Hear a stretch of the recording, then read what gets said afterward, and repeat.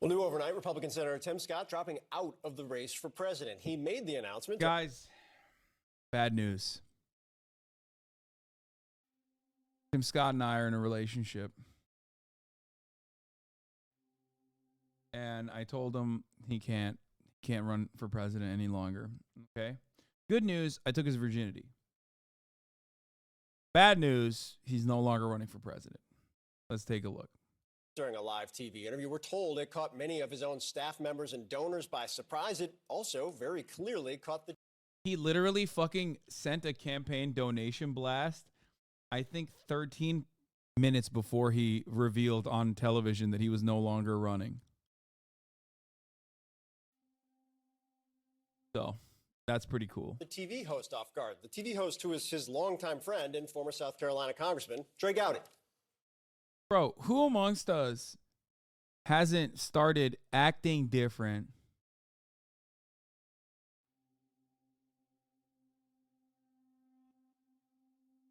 Who amongst us hasn't started acting different once they get a little bit of pussy, like a crumb of pussy?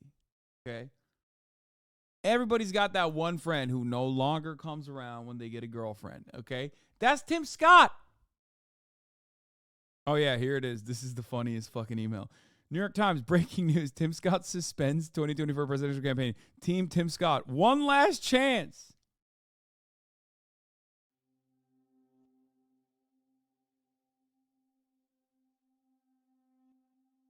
When I go back to Iowa, it will not be as a presidential candidate.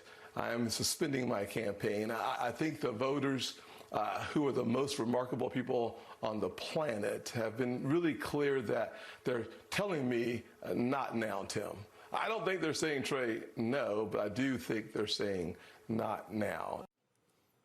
Here's a look at the GOP field as it stands. Scott suspending his campaign just 2 months before the Iowa caucuses. Sources close to his campaign tell CNN his team was worried about if he would qualify for the debate next month, and that is leaving the race, and that leaving the race now allows him to return to the Senate without an embarrassing finish in Iowa. Let's bring in Eva McKent, who has been following all of this.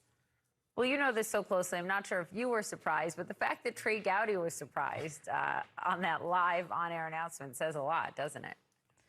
It does, Poppy and Phil. You know, good morning to you. I was watching this back this morning, and it really seemed like no doubt that this was a decision that was informed by his faith. The timing was a surprise, but not the announcement itself. That's because there were several warning signs. But most of the people in his campaign had been telling me that they were going to press on until Iowa. But you are right. They were worried about qualifying for the 4th Republican debate next month. He was the last candidate to meet the donor and polling thresholds to make last week's debate. And he clearly wants to pursue perhaps another run again. He really indicated in that interview. And it seems as though by leaving now, he is best positioned to do so, was his reasoning. But don't expect him to endorse anyone else in the field quite yet. It didn't seem like he is going to, for instance, endorse Nikki Haley like some of his fundraisers have overnight. He says he thinks it's best for him to keep quiet. Let's listen. I'm going to recommend that the voters study each candidate and their candidacies and frankly, their past and make the best decision for the future of the country. The best way for me to be helpful is to not weigh in on who they should endorse. So Scott really centered his campaign on hope and optimism, but evidently that was not a message that Republican voters had an appetite for at this time. Phil, Nope. Poppy? Nor one that Trey Gowdy was expecting. Eva McKent, we appreciate it. Thank you. We have breaking news that answers a big question. Did Donald Trump have an advance motive to stage a coup? Did he plan to try to steal the election and stay in office no matter what? Well, according... Okay, I don't care about this. Secret coup video. C2 Trump aides flip on Trump and Rigo Sessions in Georgia. Donald Trump calls political opponents vermin. Oh, my fucking goat. Dude, Donald Trump has been popping off about Israel-Palestine as well. He had like a couple takes that I saw that were so good. He's like, I mean, they were just like so funny.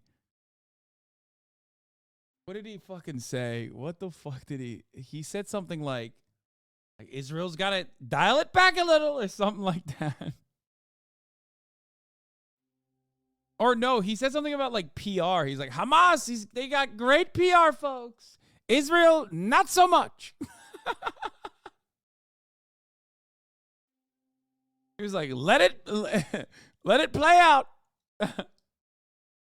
You got to see this political article about Brandon. The suggestion for Biden to save his campaign from the new political article: make active efforts to make Liz Cheney a big part of his campaign, bring in Rahm Emanuel as a campaign manager, and appoint Bill and Hillary Clinton as envoys for Israel-Palestine. Are you fucking kidding me? Like, the absolute worst people that you could put on this situation. Norman Finkelstein on smoke. I'm working on bringing Norm on the show, by the way.